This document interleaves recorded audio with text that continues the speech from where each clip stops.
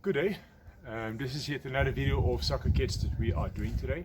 And in the video we've got today, we actually specifically want to focus on little children from preschool level. Our program at Soccer Kidz starts from the age of 2 and goes all the way through to 19. Now we've shot some other videos, but obviously we haven't really focused on the video for our preschoolers specifically, and that makes out about 60 kids in our program. So I'm doing this today. If you basically have a look at this over here, the first thing I want to go through is obviously having a ball is more important, but for this specific video I want you to understand the size of ball that you need. So you basically have size 5 ball is your standard size, but this is a size 3 ball, and I really recommend that the little kids play with a size 3 ball, or even a size 2 if you've got that, but it's harder to find in South Africa, I know. So a size 3 ball at least, so that they can play with that rather than a size 5. It just helps them to learn the correct technique from an early stage. Otherwise it's like they're playing with the ball on the shin instead of on the actual feet, which is very important. Alright, so in this video I'm going to start with a little craft activity. So in a craft activity that I've got here today, alright, I basically want to teach you, if you do not have cones, how to get cones. Alright, and this can be done over different times, obviously all in one session. I'm just explaining it all here today, setting yourself up. So what you want to do is to get yourself a nice 2-liter bottle, standard 2-liter Coke or whatever bottle is out there, and then take this bottle, fill it up with a little bit of sand at the bottom, so that it is able to stand and not be blown over by the wind. And today I do happen to have a bit of wind here, so you might see this is moving every now and then, so this definitely would have blown over. It did before I put the sand.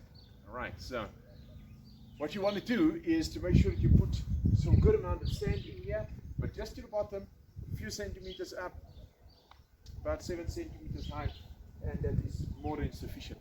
Alright, then there's an alternative. If you really want to go and do more effort in your craft, you could also cut it off closer to the top where it's a little bit thick, and you see right at the bottom, before the bottom, it is thin. So you cut just above that where it starts getting thin, so that the thick part can fit over the thin part, and then you take tape and you tape it on so it doesn't have sharp edges where it was cut. Alright, and then they sit together and you've got a lower cone instead of such a high cone that I've illustrated here. Alright, that is a few nice ideas, and you can go ahead and paint them different colors so that you can do the activity that I'm actually going to be showing today. Alright, so for today's activity I'm going to be focusing a lot on color.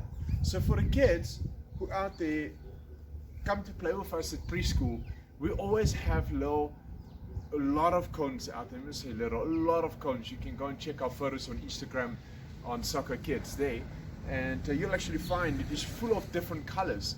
And all our sessions, we try to really use a lot of different colors, and I think it's important that you understand. So for today I literally have 5 different colors here. It's irrelevant whether it's 5, even if you've got only 3 different colors, that would have done the job. Now, for the sake of this exercise, I'll be taking the size 3 ball so you guys can see this clearly. Alright, and now, when you take size 3 ball and stand here so you can see me better, you want to make sure that you actually take the ball and start off with just a few basic exercises, right, before we go into the cones. So you're going to take the ball and next to us, foot on top, roll it forward. Alright, this we do for balancing. Then we go roll wide. Alright, and then in front across. Okay, where you roll it past the anchoring foot, and then again back to in front, and then you roll it to the back, and then at the back we roll it across. Right, so past the other foot. So now you're behind this leg, which is very important. Alright, so anchoring foot is in front, the ball is rolled behind. You bring it back to the front. You can repeat that a few times with me. Right, so you go forward, wide, across, back in front, to the back, and across the back.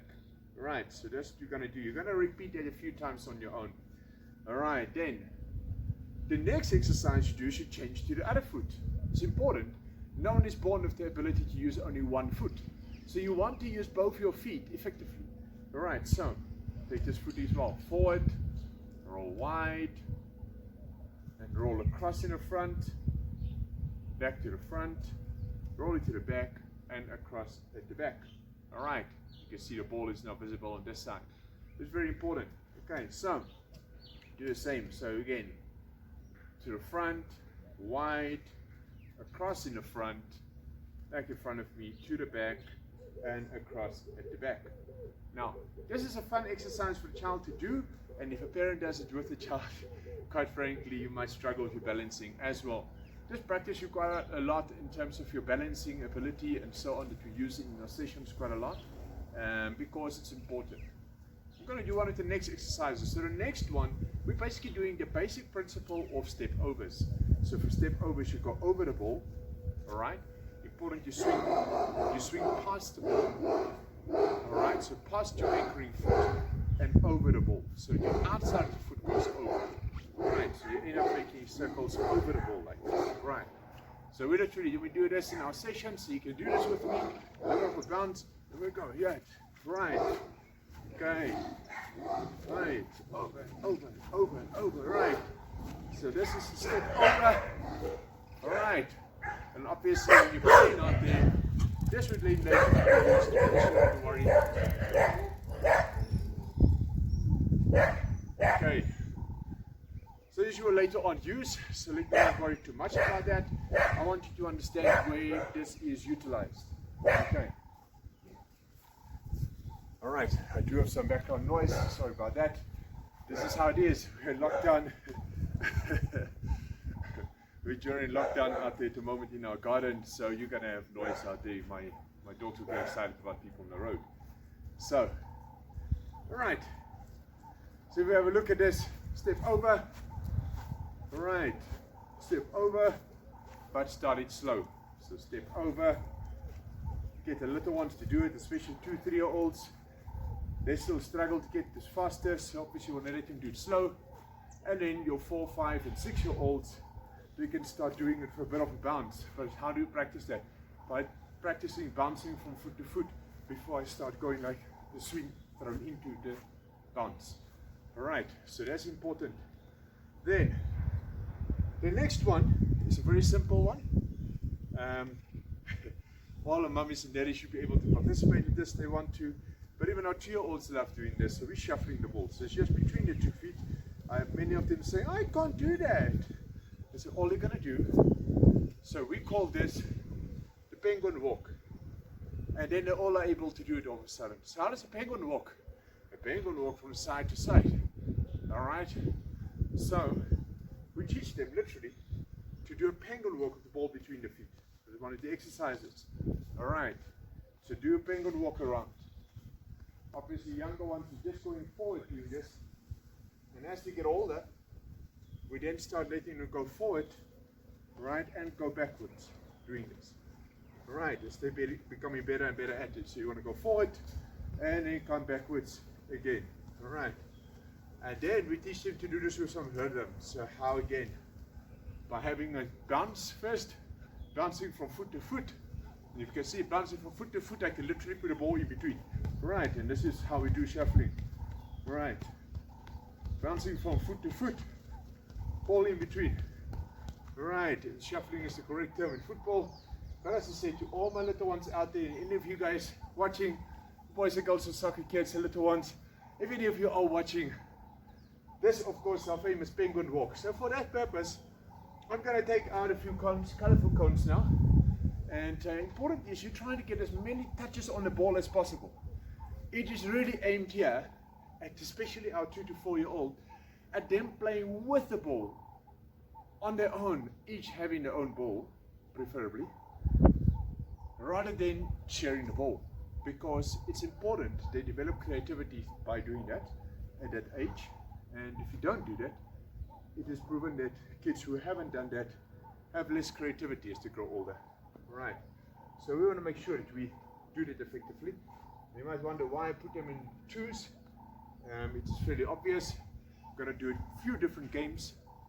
Alright, I hope you can see this yellow. I think you can't. Right. Yeah. So we're going to do a few different games so that we can basically identify our colors. Alright, so one of the things I do is I call the color game. So the kids will have the ball, and I'll call out the color, and they'll have to quickly rush the ball to a color. But before they rush there, they are told to just run in between the cones. And just run, controlling the ball, running anywhere in between. All right. And then we call out a color. For example, orange. And we quickly have to rush to orange. Stop the ball by orange. All right. Now this could be your cones you made out of bottles. You made different colors. So mind you, whatever colors you made, you'll be able to call. All right. So then we'll jog again. Call a color such as red. And we quickly have to rush to a red. Now, the normal effect is obviously I'm doing is responding quite quickly. This creates a lot of awareness other than control. So at the same time, what's happening is the child has to now control the ball, bring it back, bring it in, actually control enough so that they can stop it. So that it doesn't run too far from them and they can't stop it because they're not in stopping distance from it. The ball go past and now they've got to come back again towards the cone. All right, which is what you're trying to teach them. So don't get frustrated if you get this wrong. They most likely will a few times. That's the whole purpose of this. This exercise actually trains quite a lot. It trains your ability to run with the ball close to your feet at the same time as using different parts of your feet. All right. At the same time as what it focuses on, you identifying where different colors around you are, being more observant. So it works on being more observant. I even use it on older players, but just in a bigger scale than this, on being observant, almost like musical chairs with them. All right, so I literally do eliminating them from the game then. All right, but the little ones, I don't do that. I want them to all to be able to have success every single time they get through this exercise. Right, so every time there must be enough colors that all of them can find that color. All right, so you do your exercise, you run around. Okay, you can tell him to do some penguin walk. Let's do penguin walk. Let's do a penguin walk around, right. Do a penguin walk going in between our cones. We're going to go that side and that side, wherever we want to go. Alright, so you just keep going, a penguin walk. Alright, penguin walk. And then suddenly call a color, say yellow. Alright, oh, there's my yellow. Right. Now, you little ones who are watching, especially if you are from Socca Kidz, you'll be able to tell your parents, but as coach normally don't know the colors, yes, and that is why I normally try to confuse them, trying to make sure they also learn the colors at the same time. So I would say yellow and then run towards the red or something, okay? And then some of them would follow me, and most cases, majority of them will actually run to the right color, which is a good thing, okay? By the time we finish every year, the batch to running to the wrong colors are also running to the right colors. So I focus on multiple aspects. It's important to kids to learn, and that's very important. So the next one you want to do is you want to work a lot on the outside of the boot as well as just the inside. So I put them in twos for that reason. So I can literally go and use the very same positioning of my cones. And now I'm going to mention a figure of 8. So you just want to go to any twos. Stand here where I'm more visible to everyone. Alright, so I want to do a figure of 8. So go in between my cones, forward. Alright, get it in between my cones, other foot, right. Then I must every time do my figure of 8, right. When I do the figure of 8, I can go to my next set of cones. Alright, so when it comes to this, depending on the way the child is advancing or how you're playing it, you can literally call different colors out there. And you can tell him figure of 8 at green, figure of 8 at red, figure of 8 at yellow, figure of 8 at orange, and they would have to run to that color. Right, if I say red, you've got to go to red, you do a figure of 8 there. Right, so you do a figure of 8 here, and you note at this stage I'm only doing it with the inside of my feet. There'll come a time when I tell him the opposite. When I tell him now, you can only use the outside of your foot. Now I'm going to show you typically what happens then. Alright, so typically what happens is they are more comfortable with whichever foot they have been practicing more with at home especially. Remember, every child develops the ability to use 2 feet if the one playing with them is using 2 feet at an early phase, because they go through what we call a copy phase. They copy what they see around them, right? So you want to actually do this, right? Outside foot, this is the aim of the drill. Outside foot looks very easy. Try to do it. If your brain coordination and stuff isn't right yet, and you're still developing that, this becomes quite difficult. I have seen kids do this.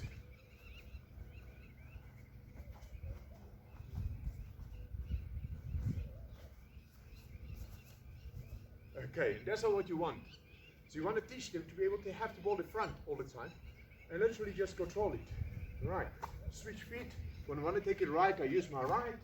When I want to take it left, I use my left, because I'm using the outside of my boot right now. That teaches them the ability to comfortably do figure of eights, and you can play around with it. This again won't happen, of course, overnight. This is a process and part of the curriculum the kids would be busy with at schools right now that we complete over a year and have our kids at preschool level improve with constantly. Now, what's going to be important is that you are fully aware of the whole setup around you and you keep it fun. Sometimes we even build little funnels and we use a lot of cones for that, so you might not be able to do it at home. But if you are, then I would recommend you do that. If you are a coach watching this, wanting to copy some of this in sessions, I want you to do it. If you're a parent thinking of what to buy once you can get back to a shop, or if you're in a country where you are able to do so, you want to be able to go and get a lot of different colors, and you can even get about 10 or so of each color. So that is not too expensive, and at least you can do that. But at the same time, right now, the sports shops in South Africa are not even open, so you're not going to be able to get that. All right. So let's focus on what we've got here.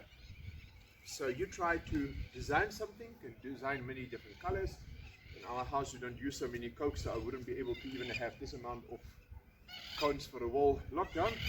But the reality is that I know there's houses where you do. And then let's use that to your advantage, rather than just throwing it in the bin. Right, so that's it from us today, this morning.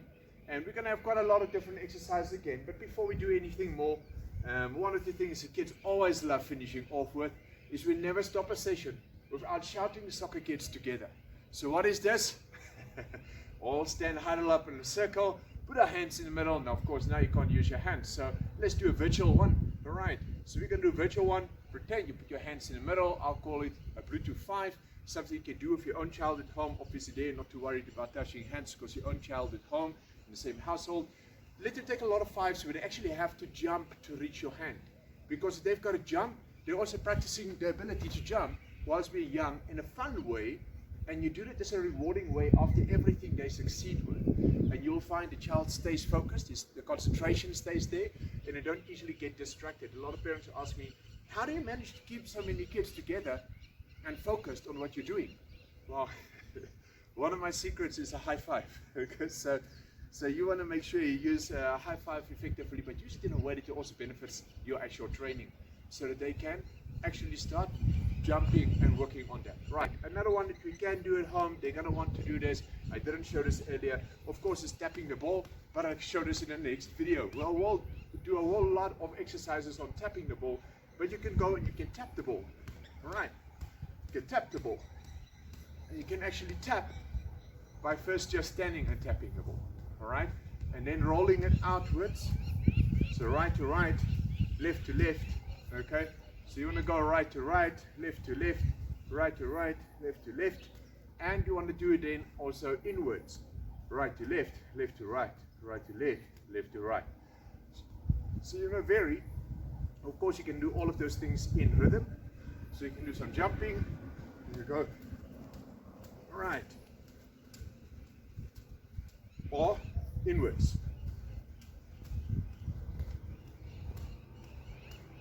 When they become really good, you tell them to change while in action. Outwards, just tapping, inwards.